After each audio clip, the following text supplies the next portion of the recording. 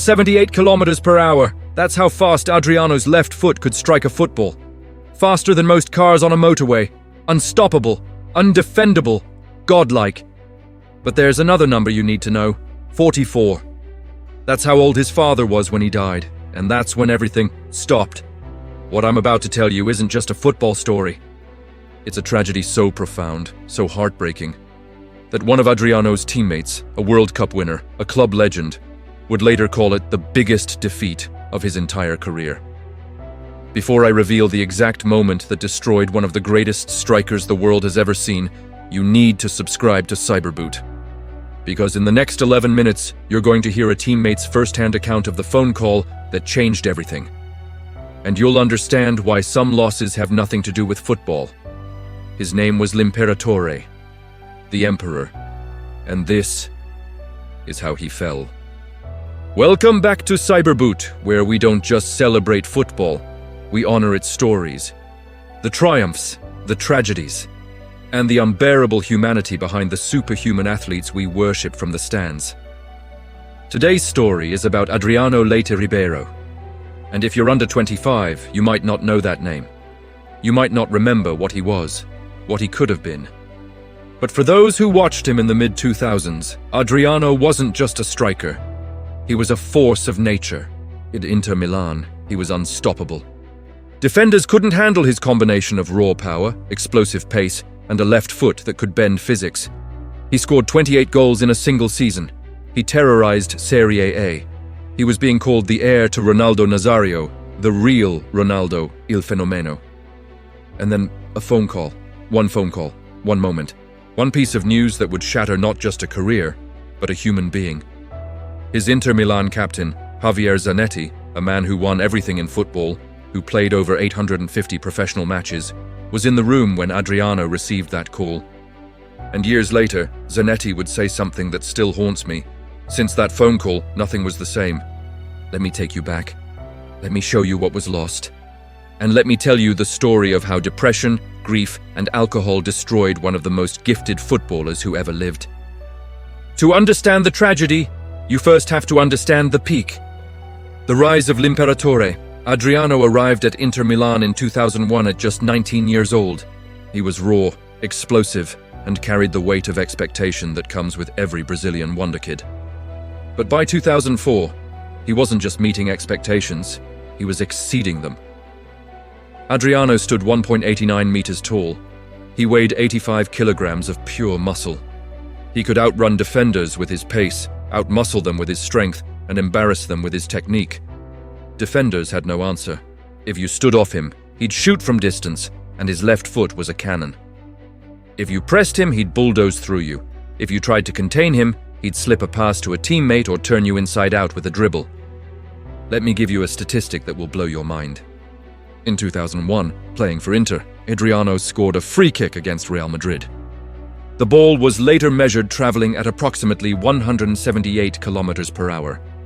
The average Premier League shot travels at about 100 km/h. Cristiano Ronaldo's fastest recorded shot is around 130 km/h. Adriano's free kick, 178 km/h. That's not a football strike, that's a missile. In the 2004-05 season, the season right before everything collapsed, Adriano scored 28 goals in all competitions for Inter Milan. He was the top scorer in Serie A alongside Juventus legend Alessandro Del Piero. He was 22 years old. He was in his prime. And the football world was convinced this was the next Brazilian legend. This was the man who would carry the torch after Ronaldo, Romario, and Rivaldo. The Italian media gave him a nickname that captured his dominance: l'Imperatore, the Emperor. But empires fall, and sometimes they fall in a single moment.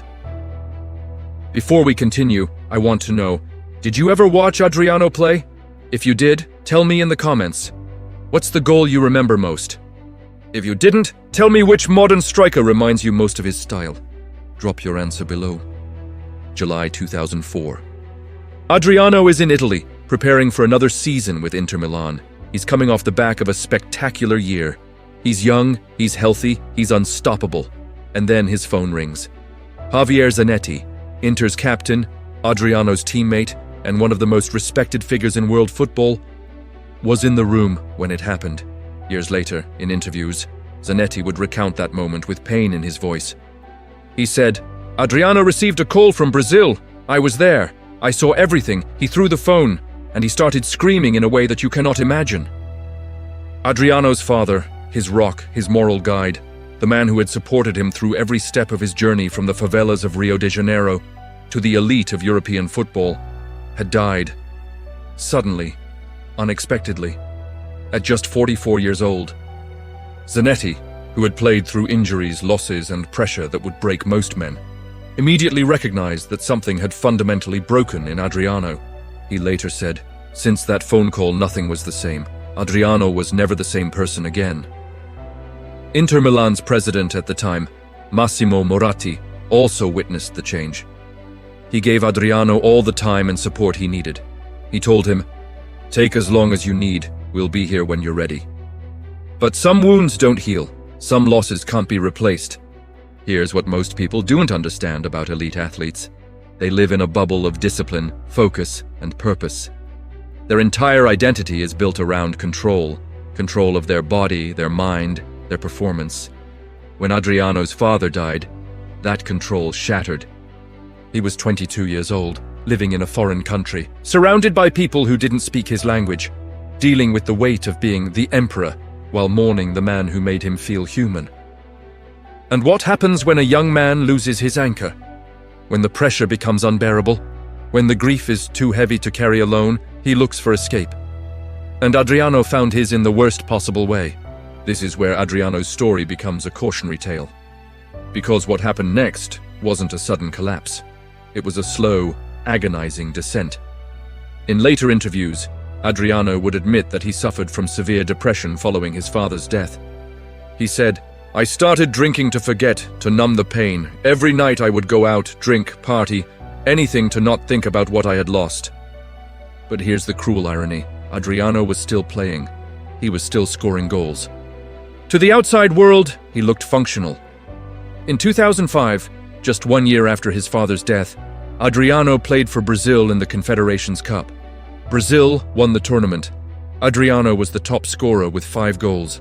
After every goal, he would point to the sky, dedicating it to his father. But behind the goals, behind the celebrations, he was falling apart. Discipline is the foundation of elite athletics.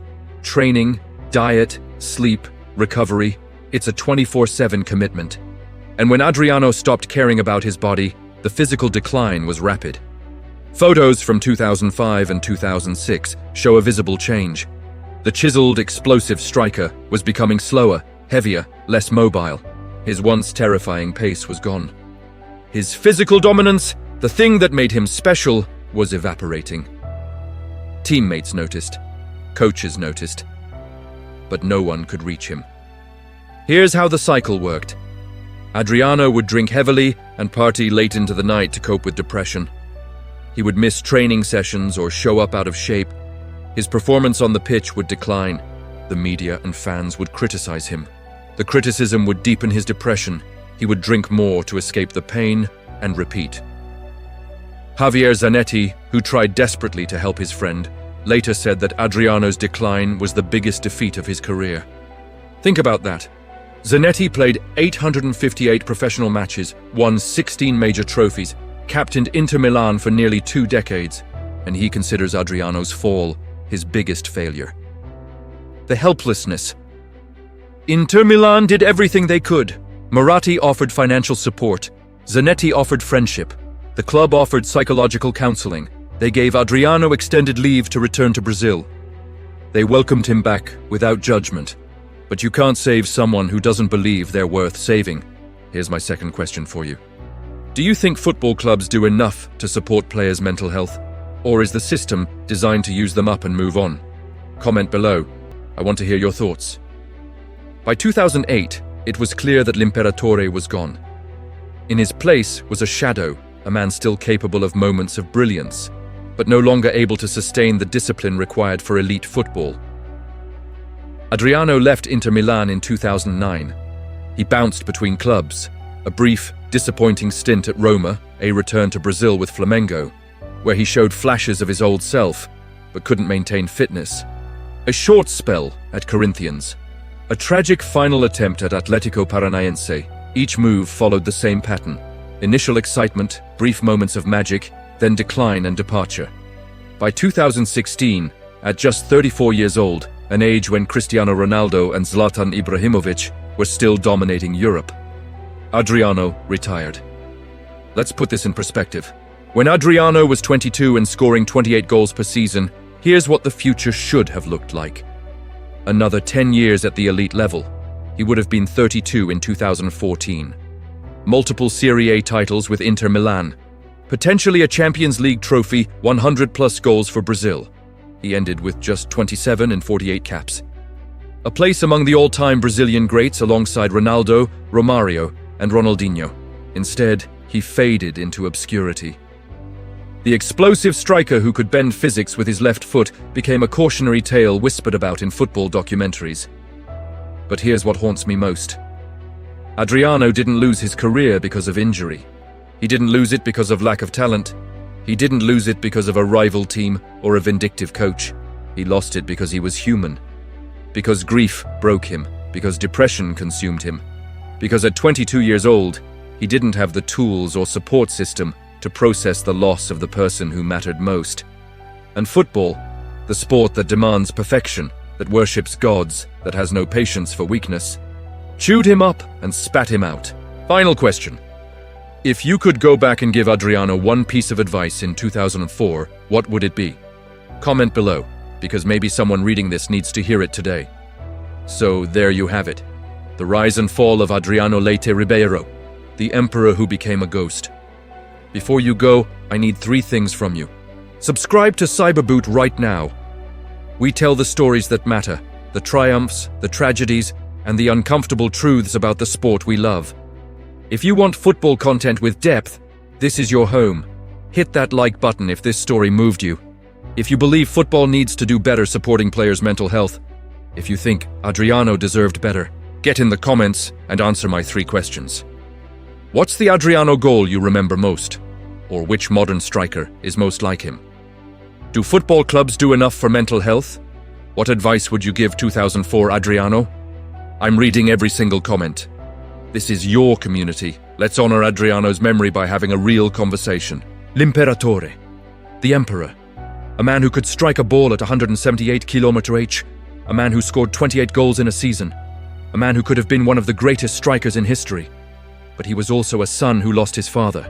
A young man battling depression. A human being who needed help. And sometimes, no amount of talent can save you from grief. Rest in peace to Adriano's father.